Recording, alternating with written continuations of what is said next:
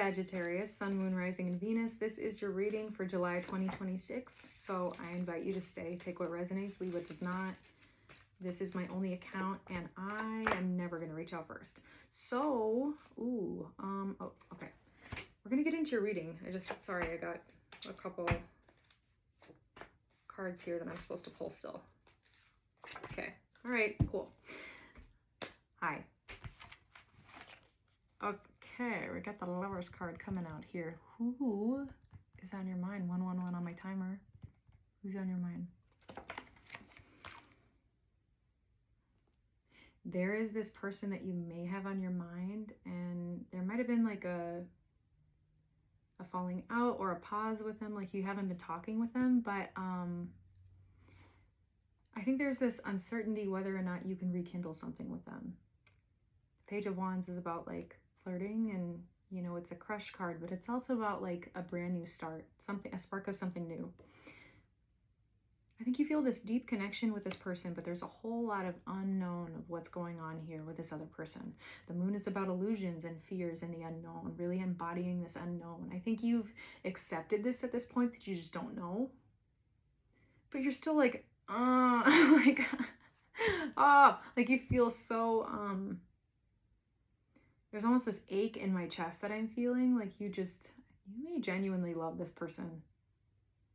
And maybe this is the first time you've been able to say that, like maybe this is your first real love, or there might just be like deep affection and care for this person.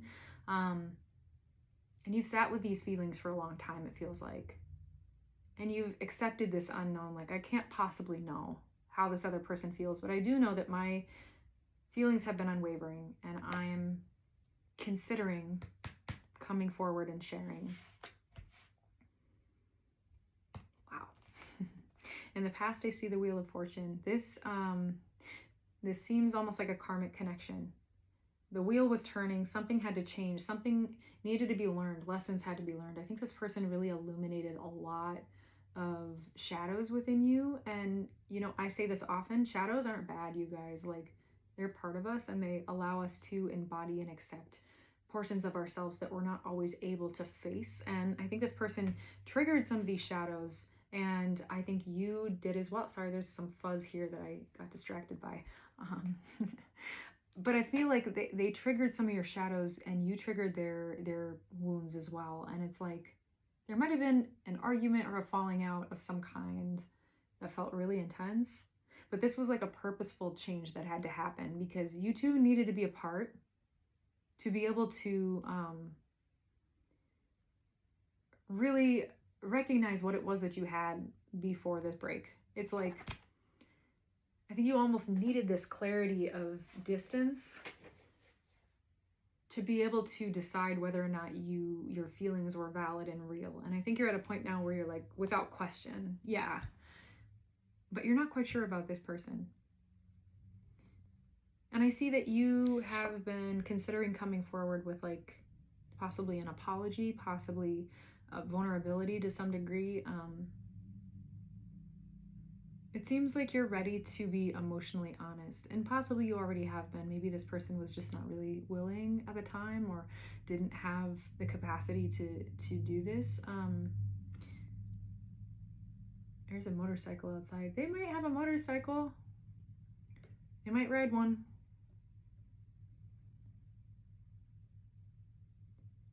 Sorry, they were doing like a wheelie. They might be kind of a daredevil too. I got so distracted by that. I'm so sorry. I feel like this person makes you feel really giddy. Makes you feel like you're connected to your inner child to some degree. This person is also like very financially stable and grounded. And if not, they're very focused on getting there. I think you as well, like you're focused on your finances right now. You're kind of mirroring each other. I think in this pause, you've been focusing so much on your structure and improving your lifestyle, improving a solid foundation for yourself.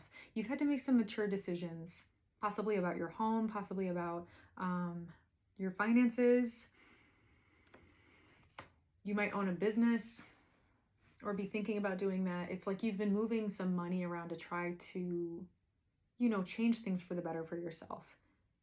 And while this is necessary, and while this is like going to be beneficial in years to come, it's like, this is so not what I want to be doing right now. Like, you've got love on the brain. Love on the brain is playing in my head right now. You're thinking about this person, maybe obsessively, maybe a lot. And it's like every time you try to picture these structures and these, I'm getting chills. Ooh, goosebumps. It's like every time you picture this stable lifestyle, you imagine this other person with you. You can't help but do that. It's like you see potential for something really grounded and emotionally fulfilling. And I see that you're still trying to be like logical and practical because you're trying to get yourself out of this idealistic mindset that this may not be something that you can have. And I think that that's making you really sad. And I think whatever went down, apologies are in order. It's like, I think a lot of words were exchanged. Again, I think you two trigger each other. There is like a karmic link here. I think you both came into each other's lives at a very purposeful time. It was impactful, 7-11 on my timer. It was impactful. It was meaningful. It was electrifying.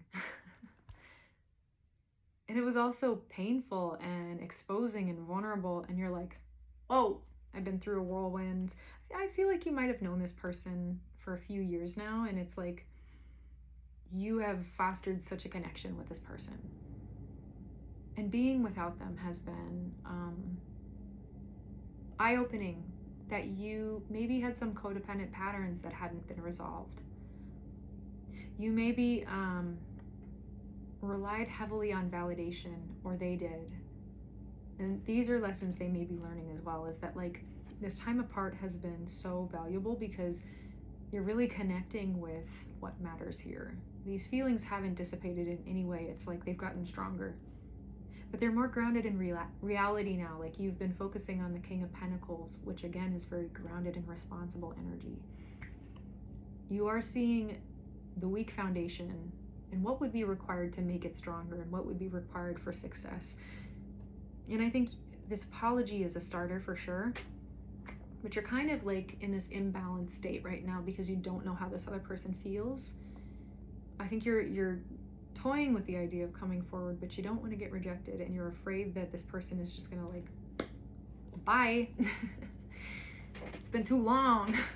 You should have come forward a long time ago. I think you're just doing a whole lot of woulda, shoulda, coulda, and it's stopping you from making any progress. And in result, you're stuck, or you feel stuck. You're feeling like you're ruminating on things that you can't change, the past that you can't change, the words you said that you can't change, XYZ. This person is maybe doing the same. Again, I think you're mirroring each other.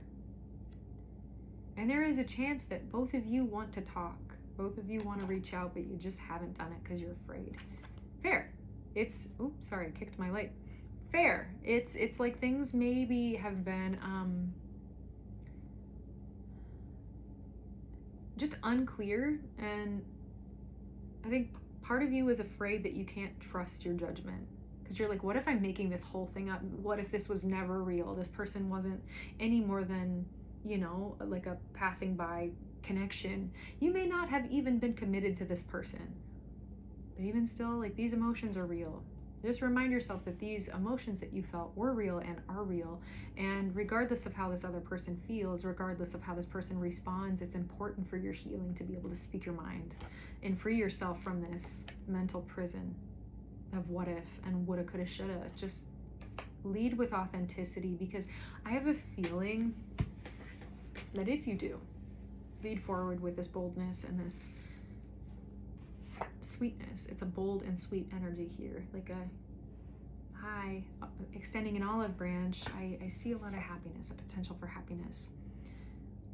And regardless if this person takes you back or you take them back, or if you have some closure and move forward, I think it's going to lead to a lot of fulfillment for you and a lot of clarity, like the sun is coming back out. When I kicked my light, I was thinking about like there's been an imbalance of light and dark. Like the moon is bright, but the moon doesn't come out usually until nighttime. Like you're seeing things a little bit more clearly, even in the dark, like you're trusting your intuition. And I think if you're feeling pulled to talk with this person, follow that call, but not until you're feeling grounded and really unattaching yourself to any outcome, because at the end of the day, you can't control that. I have a few more cards here. The Page of Swords here is about curiosity. This conversation should be, this is so similar to another reading I did. This conversation should be led with curiosity, and try to avoid making assumptions of how this other person was feeling or how they're going to respond. Like really try to listen to what they have to say. I think you two have a very almost telepathic bond. Like you feel each other on a spiritual layer. There is this eerie ability to sense what the other is feeling, and I think sometimes that can be taken advantage of. Be careful not to trample over this person. Allow them space to speak, and they should do the same for you. So Spirit's just saying, like, make sure that you're making room for the other to speak and honoring what it is the other has to say, because, you know, the Four of Pentacles here is about attaching to outcome. I think you don't want to go in there with an agenda. Like, hey, I want to share all this, and here's what I want to have happen. This other person may not be on the same page here. And even though you're pretty good at clocking how they feel, and you're pretty good at clocking what they may say, allow them that opportunity to speak and share what it is that they need to move forward with. And it may not be in alignment with what you want. It may not be the same thing. So Spirit's asking you to prepare yourself for that. There might be some conflict that doesn't get completely unresolved, but I think there is a lot of potential for healing. And just be mindful, like this conflict does not need to consume as much headspace as you think it might. I think after this conversation, you might be in your head a little bit, and Spirit's just inviting you to free yourself from any guilt, any torment, because again, you can't control the outcome, but you are responsible and in control of how you respond and how you show up for this person. And if you're wanting clarity, if your desire is to move forward with harmony and try again, make those intentions very, very clear with this person, because I think it could lead to a lot of happiness. The Sun here is the most positive card in the deck. I see a lot of positive shifts for you, Sag. So that is your reading for July. Take care of yourselves, and I will see you next time.